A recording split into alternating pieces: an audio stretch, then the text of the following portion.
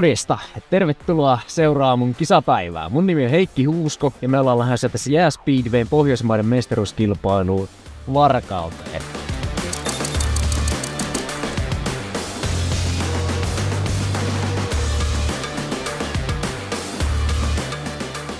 Tähän kisaan aloitettiin valmistelut tossa ja viime sunnuntaina, kun käytiin Varkaudessa pienet testit ajamassa siellä kisaradalla, eli kokeiltiin vähän erilaista välitystä ja säätöä sitten, mikä rupesi siellä toimimaan. Ja ne on aina vuorovuosin Suomessa ja Ruotsissa. Viime vuonna oli Ruotsissa ja kävinkin sieltä hakemassa sitten Pohjoismaiden mestaruuden, eli viime vuoden mestaruutta lähdetään nyt sitten puolustamaan. Mutta nyt ollaan tässä ajelemassa kohti mekaanikon päämajaa, käydään nappaamassa Niko kyytiin, niin päästään sitten starttaamaan.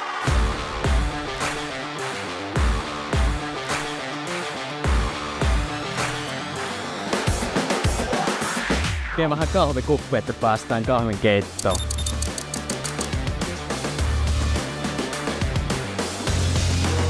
Kisapäivän aikana on aika paljon ohjelmaa, että pitää popoa tankata ja renkaan paineita säätää ja touhuta ja ylipäätään katsella, että pultit ja mutterit on kiinni kalustossa, niin yksinään sitä ei kerkeä millään tekemään. Et siinä puskilla on aika paljon mietteitä muutenkin pääsisällä erien välissä, niin itse pystyt sitten keskittymään siihen kilpailutapahtumaan ja katsomaan vähän muidenkin kilpailueriä, että miten siinä rata kehittyy ja mitkä on ne nopeimmat ajolinjat. Purettiin autosta molemmat pyörät tohon ja varaosat, eli siinä alkaisi pilttuussa olla kaikki valmiina. Kello on vielä sen verran vähän, että aletaan vasta pyöriä lämmittelee tuossa ehkä tuntia ennen kisaa, että tässä vielä melkein tunteroinen sitten väliä. Lähdetään tuossa kattelee vähän rataa, että miltä siellä näytästää. Ainakin tälleen kaukaa katsottuna niin aika sileitä baanaa ovat varkautelaiset saaneet tänne tehtyä, että näyttää tosi hyvältä ja kelikin vielä hellii, niin ei mitään valitettavaa.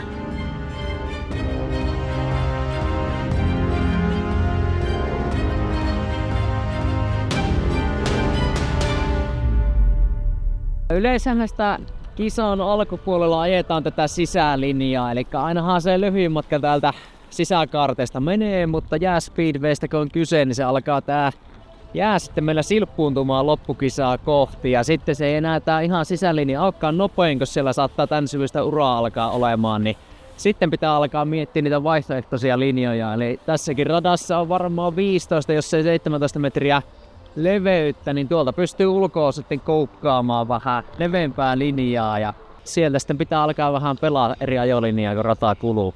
Kenelle se vähiten vaikuttaa vauhtiin ne urat, että sitten painetaan täysiä ja toivotaan, että jousitus hoitaa homman kotiin. Mutta jos iskarit ei pelaa, niin sit ollaan ongelmissa.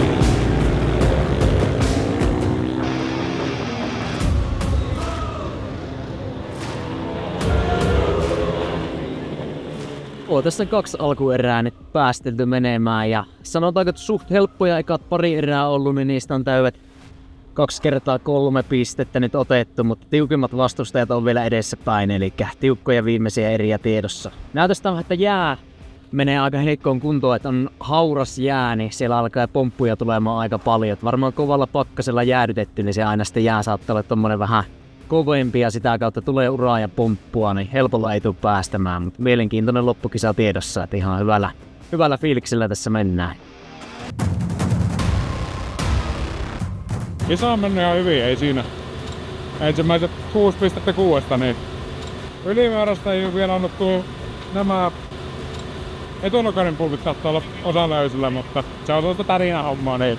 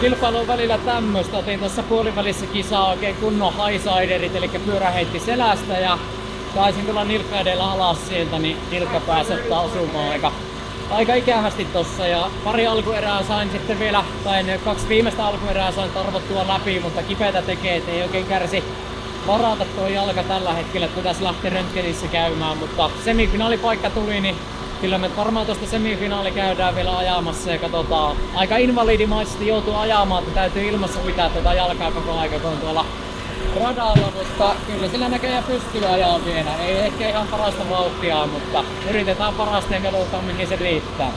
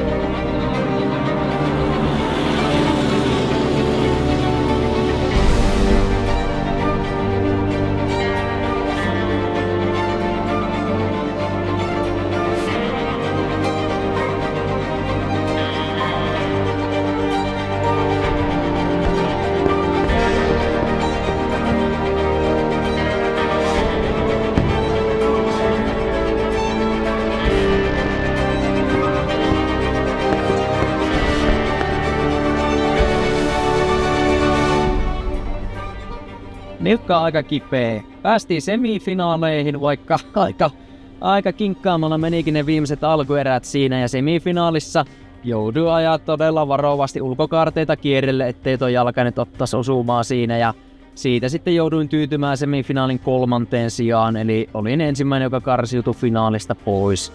Eli olin sitten kilpailu 5. kaiken kaikkiaan, että kipeällä nilkalla ihan voisi olla huonompikin tulos, mutta toki tosi harmillinen tilanne, jos tuo jalka on nyt pahemmin rikki, että varikko kunhan kasassa, niin lähdetään ajelemaan Jyväskylää kohti tonne sairaala Novaan ja otetaan röntgenit siitä sitten ja sitten nukkumaan, että pitkä päivä tästä vielä tulee, 2 tuntia kotimatkaa ja katsotaan sitten minkälainen jono siellä päivystyksessä on. Aika paljon näköjään turposi tuossa nyt päivän mittaan, kun kinkkasi sillä menemään, että ehkä se ei ihan hyvää tehnyt, mutta toisaalta teki mieli ajaa noin viimeiset.